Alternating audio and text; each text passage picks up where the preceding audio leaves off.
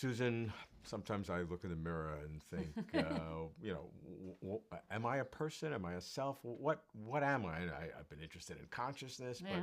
but we have these different words that we use: mind, mentality, consciousness. But person is something that sort of is all encompassing. Could I be the same person if I lost my legs? Sure, I'd be the same person without legs.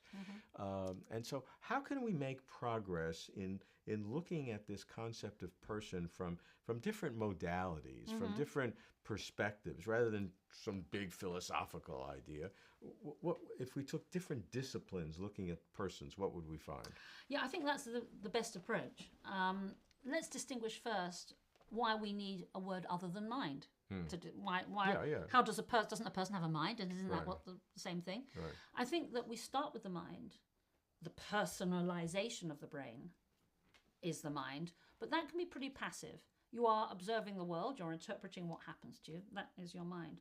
I think when we talk about being a person, having an identity in addition to just passively interpreting the world around you, it's you interacting with the world in certain ways. And as you rightly say, you can look at this interaction in various contexts. You can look in the developmental context of how a child develops and how they get concepts of the world, and how first of all they're a child, then they're a brother or sister, then they're a schoolmate, and then eventually they're in a choir, or they develop multiple contexts in which they're then interacting. You can look at it sort of socially like that. And the world treats them as And a the world- person, and Absolutely. therefore they feel more. Yeah. You can look at it, I find it very interesting looking at politically. So, for example, if you look at the great ideologies, they're not very great in the sense of approving of them, but they had a lot of impact of Nazis and the fascism and communism. In both cases there, the emphasis was on a collective identity rather than on the individual. The individual was subsumed under the larger narrative. And I find that an interesting way, especially in terms of fundamentalist movements now, on how one can see oneself and how the individual is sublimated. You can look at it psychiatrically, you can look at disorders, therefore multiple personalities or schizophrenia and so on, and therefore, or of Alzheimer's disease and what's happening to the person in neurological or psychiatric problems.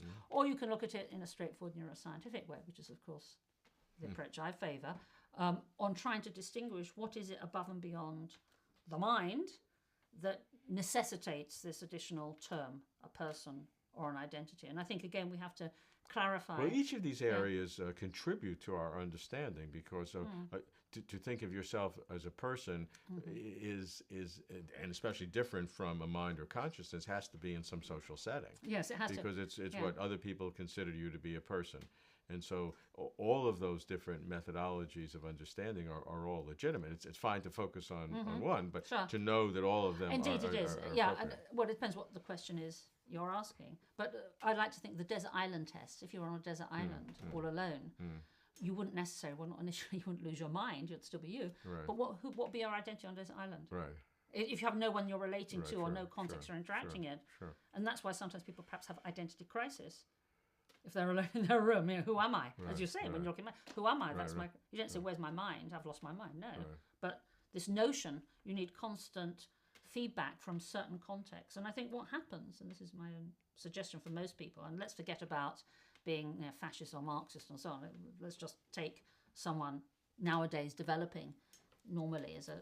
I think what happens is the mind enables you to interpret things, and then you start off in life responding back. It's interacting with the world. So mind is the way you see the world. Identity is the way the world will see you. Yeah, and I think it's this two-way So interaction. take me on the journey through neuroscience. How is neuroscience specifically going to help me understand, am I a person? Well, I think it actually comes back, and I know I always say this, to the connections between the brain cells. Now, why do I go on about this?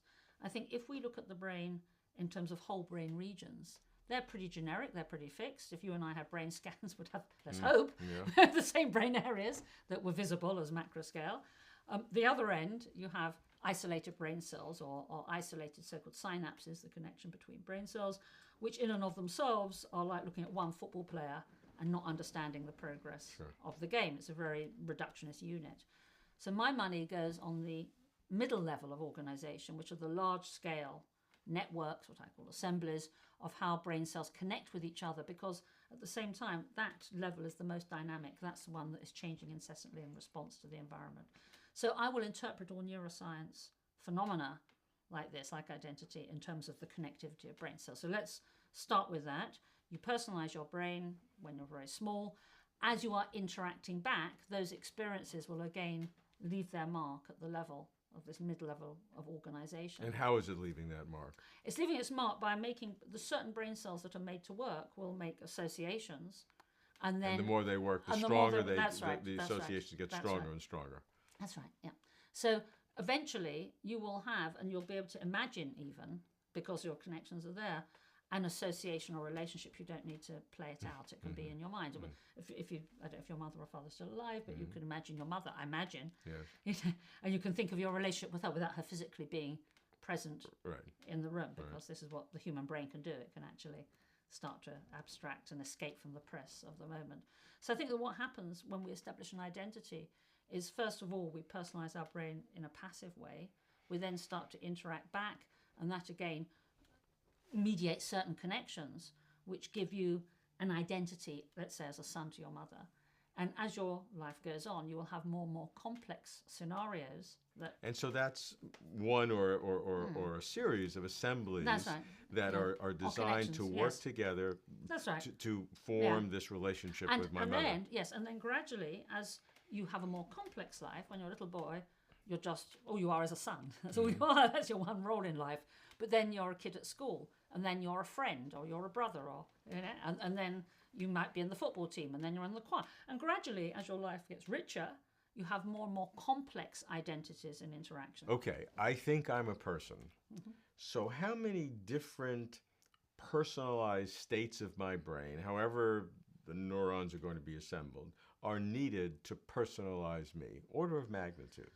Well, I would have thought the easy answer is one. You just need to be someone doing something. Yeah, so you can be a small child with your mum, and there you are. You have an identity. You're you, and that's incidentally why very small children need incessant feedback. Look at me, I'm doing this. Look at me, I'm doing this, mummy. Look at me, because they need that feedback from their mother, most usually, or their carer, that they are actually there. They're relevant. They're not just sort of interacting on their own. So one is the minimum state. But of course, most human beings have very varied contexts and interesting lives. You can be a son, you can then be a brother, you can then be a schoolmate, you can then be in the choir, you could be in the football team, and so on and so on. So gradually we develop ever more complex situations where we are interacting within certain contexts. Now, it might be that when you're out with your friends and the football team, you act in a very different way. You seem like a very different Robert to when you're with your mother.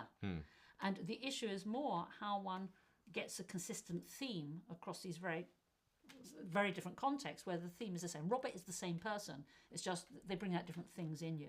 But I'm interested in the specific neurophysiology of it, the networks of neurons that will be sufficiently personalized in my cases. How many different kinds of networks, hardwired networks, would we need to differentiate person by person? We're talking about millions, hundreds of millions, thousands. How many different individual is that? That's a very hard question. Until someone comes up with what I suggest would be the invention of the century, which is to have brain scanning that shows you neuronal connections. Then I think. But just to know numbers, as I'm sure you're aware, you have 100 billion brain cells, and someone once said if you wanted to count your connections at 1 a second, even in the outer layer of the brain alone, it would take you 32 million years to do this. So we know all I can answer back to you is that we have infinite capacity for forming endless permutation and combinations of associations and connections. And perhaps one of the most exciting areas in neuroscience in the future would be actually trying to map human experience onto connectivity of brain cell connections. At the moment, to the best of my knowledge, this is not really done. Now, with part of me, I feel when I hear this neuroscience of the reducing of my personhood to these networks and assemblies of neurons, I feel disassociated, that you've picked me apart and you've laid me out on all these pieces on the table. Is that what neuroscience does? Does it destroy the nature of a person? Some people can do that. Some people think that by dissecting something, by analysing component parts, that you can actually come up with the answer. Now, this is something I don't particularly approve or follow or do myself, but let's just think about it.